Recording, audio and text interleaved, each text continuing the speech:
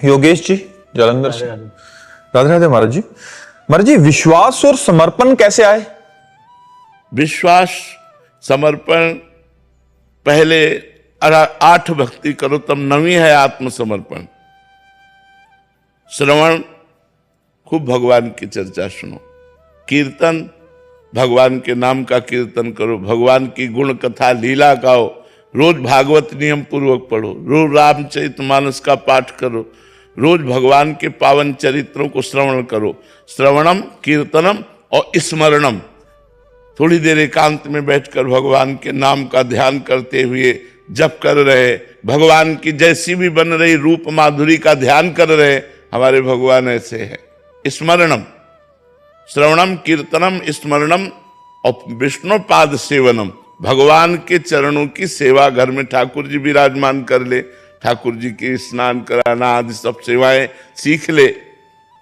अर्चनम, विविध प्रकार के पदार्थों से भगवान का अर्चन करना, फिर भगवान का साष्टांग दंडवत करना। नियम ले ले कि 11 साष्टांग दंडवत करेंगे, 21 साष्टांग दंडवत। बड़ी महिमा है साष्टांग दंडवत की। एक बार भगवान को प्रणाम करने से साष्टांग 10 अश्वमेध यज्ञ के अवभृत स्नान का फल प्राप्त होता है। ये भीष्म पितामह जी ने बताया। एकोपि कृष्ण कृता प्रणामो दशाश्वमेधाव्रतेन तुल्य दशाश्वमेधि पुनरेपि जन्मो कृष्ण प्रणामी न पुनर्भवाए। दशाश्वमेधि और भगवान को साष्टांग प्रणाम करने वाले में भेद है कि दशाश्वमेधि स्वर्गलोक को जाकर पुण्य भोगेगा फिर जन्म लेगा, लेकिन कृष्ण प्रणामी न पुनर्भवाए। जो भगवान को प्रणाम करता है उसका पुनर्जन्म नहीं होता। विष्णु पाद सेवनम, अर्चनम, वंदनम, भगवान की वंदना करे, साष्टांग दंडवत करे। और दास्यम, हर समय गर्व रखे कि मैं भगवान का दास हूं। सख्यम, मेरे दोस्त भी भगवान है, मेरे मित्र भी भगवान है। तो ये जब हमारी नवधा भक्ति होती है तब 9वीं भक्ति आती है आत्मसमर्पणम। भगवान में समर्पण हो जाता है। और जब भगवान में समर्पण होता है तो हमको कदम कदम पर ही विश्वास दिलाया जाता है कि देखो मैं हूं। भगवान ऐसा अनुभव कराते, देखो मैं तुम्हें देख रहा हूं, देखो मैं तुम्हें संभाल रहा हूं, देखो मैं तुम्हें बचा रहा हूं, देखो मैं तुम्हारी कामनाओं की पूर्ति कर रहा हूं। एक एक क्षण में, मतलब अब जैसे अपने लोगों का पूरा जीवन है तो इसी बात का विश्वास, इसी बात का अनुभव कि मेरे प्रभु प्रतिपल हमें दुलार करते हैं, प्रतिपल दुलार करते रहे हैं और वही हमें संभाले हैं, वही हमें संभालते रहेंगे। तो हमारे को जब अनुभव होने लगता है कि देखो भगवान ने बचा लिया, देखो भगवान ने संभाल लिया, तो हमारा विश्वास दृढ़ होता चला जाता है। और जब पूर्ण विश्वास हो गया तो भगवान मिल गए। जहां पूर्ण आत्मसमर्पण और पूर्ण विश्वास हो गया वहीं भगवत अनुभूति होने लगती है कि भगवान है। हृदय में अनुभव होता है, बाहर दृष्टि डालो तो सबके रूपों में भगवान है, ऐसा अनुभव होने लगता है। पर ये जब बहुत काल तक हम साधना करें, तब बहुत काल तक नाम जप करें, बहुत अच्छे पवित्र भोजन पावें, पवित्र विचार रखें, पवित्र आचरण करें। अब आजकल तो आहार विहार में कोई ध्यान ही नहीं दे रहा है। कौन बना रहा है, कैसे बना रहा है, बस पेट भर लो। क्या बन रहा है कोई मतलब नहीं है। वो बनाने वाला होटल के अंदर कौन है कोई मतलब नहीं है।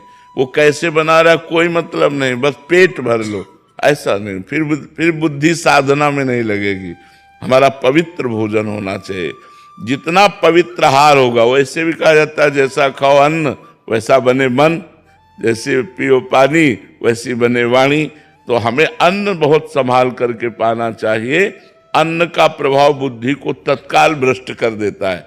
एक बार भीष्म पितामह जी द्रौपदी जी को उपदेश कर रहे थे, युधिष्ठिर आदि को, तो द्रौपदी जी हंसने लगी। तो उनका बेटी, उपदेश में हंसने का विषय क्या होता है, तुम क्यों हंसी? तो उन्होंने कहा, पितामह जिस समय सभा में मुझे निर्वस्त्र किया जा रहा था उस समय ये ज्ञान आपका कहाँ चला गया था?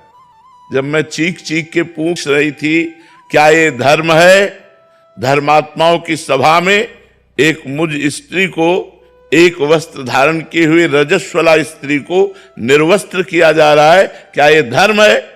उस समय आपका जो इस समय ज्ञानोपदेश कर रहे हैं उस समय कहाँ चला गया था? तो उनका ठीक कहा बेटी, उस समय पापी अधर्मी दुर्योधन का अन्न खाए था, इसलिए हमारी बुद्धि काम नहीं कर रही थी। 6 महीना बाणों की सैया पर पड़े हो गए, वो रक्त सब बह गया। आज हमारी बुद्धि शुद्ध है, आज जो प्रश्न करोगे उसका सही उत्तर प्राप्त होगा। तो जब तक हमारी बुद्धि शुद्ध नहीं होगी, इतने बड़े महात्मा का भी अन्न ने प्रभाव बदल दिया बुद्धि का, तो हम लोग तो बहुत छोटे जीव हैं। अगर हमारी ऐसी खान पान की सामग्री अपवित्र रही तो हम भगवदानंद पर विचार ही नहीं कर सकते। हम तो धन्यवाद देते हैं आप लोगों को कि इस कलिकाल में, इस माया के प्रवाह में आप सत्संग सुनने आए हैं, आप अपने जीवन को अध्यात्म से जोड़ना चाहते हैं।